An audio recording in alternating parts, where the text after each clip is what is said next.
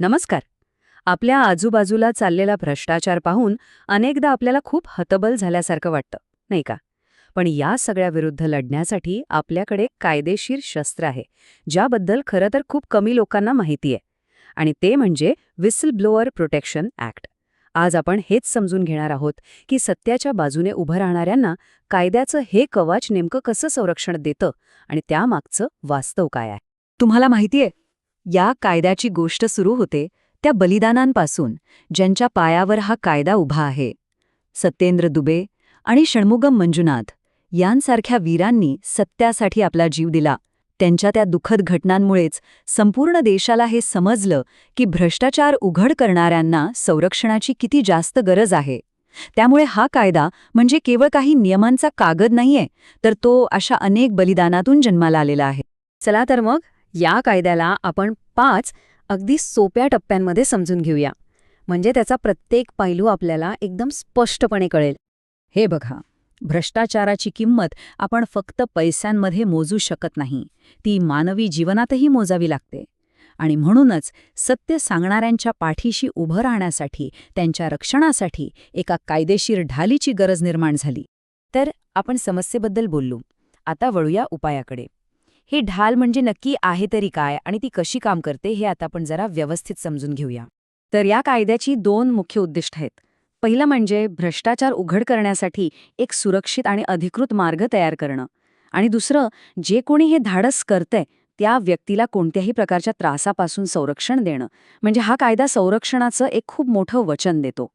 आता एक गोष्ट लक्षात घ्या, या कायद्याखाली आपण कोणतीही तक्रार नाही करू शकत.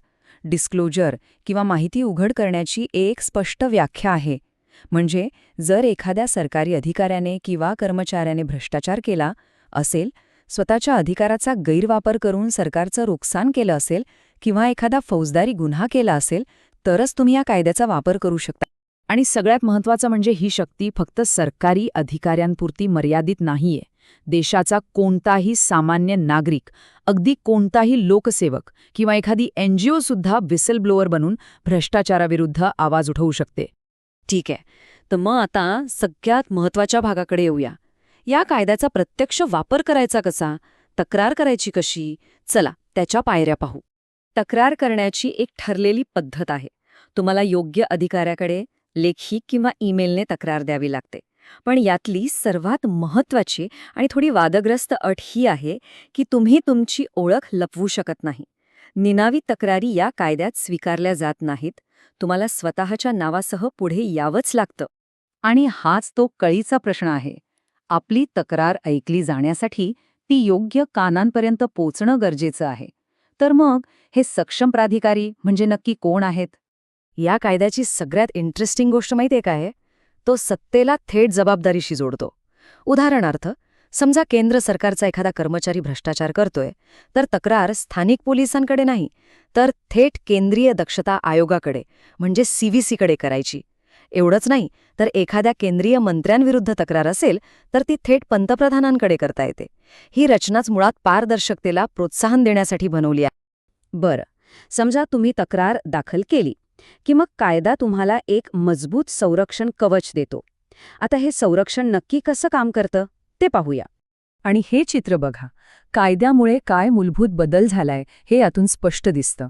पूर्वी जिथे फक्त धोका होता तिथे आता कायदेशीर हक्क आहे.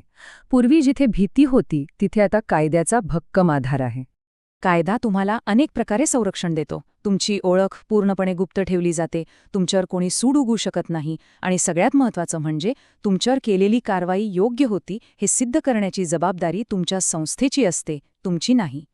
हे खूप मोठं कायदेशीर संरक्षण आहे जे व्हिसलब्लोअरला निर्भय बनवतं. 3 वर्षांपर्यंत तुरुंगवास. विचार करा, सत्य सांगणाऱ्या व्यक्तीचं नाव उघड करण्याची शिक्षा इतकी कठोर आहे. ही शिक्षा त्या व्यक्तीला होऊ शकते जी मुद्दाम किंवा अगदी निष्काळजीपणे व्हिसल ब्लोअरची ओळख जगासमोर आणते.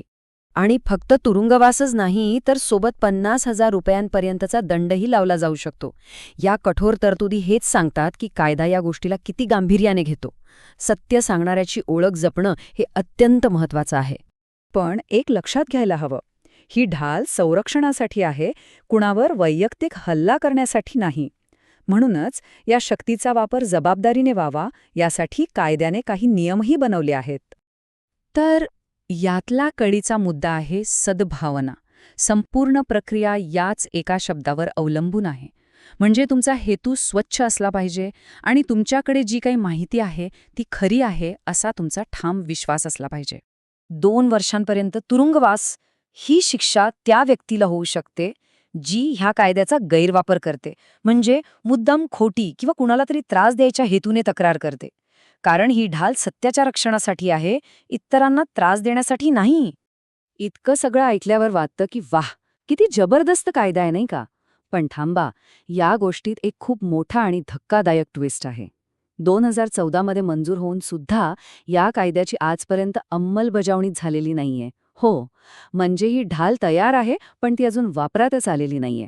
आणि इतकंच नाही तर 2015 मध्ये एक दुरुस्ती विधेयक आणलं गेलं जे या कायद्याला आणखी कमकुवत करतं. या प्रस्तावित बदलांनुसार राष्ट्रीय सुरक्षेसारख्या 10 गोष्टींना या कायद्याच्या कक्षेबाहेर ठेवलं जाईल.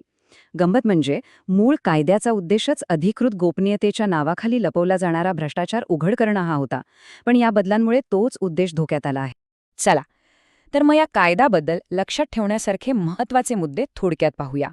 हा कायदा एक प्रक्रिया देतो, संरक्षण देतो आणि जबाबदारीची मागणी करतो, पण दुर्दैवाने त्याच्या अंमलबजावणी अभावी त्याचं भविष्य सध्या तरी अंधारात आहे. आणि शेवटी एक विचार करायला लावणारा प्रश्न. हा कायदा एक शक्तिशाली साधन नक्कीच आहे, पण त्याचा खरा परिणाम सरकारच्या अंमलबजावणीवर आणि आपल्यासारख्या नागरिकांच्या तो वापरण्याच्या धाडसावर अवलंबून आहे. कायदा ढाल देऊ शकतो, पण ती उचलण्याचं आणि ती वापरण्यासाठी उपलब्ध करून देण्याची मागणी करण्याचं धैर्य आपल्यालाच दाखवावं लागेल.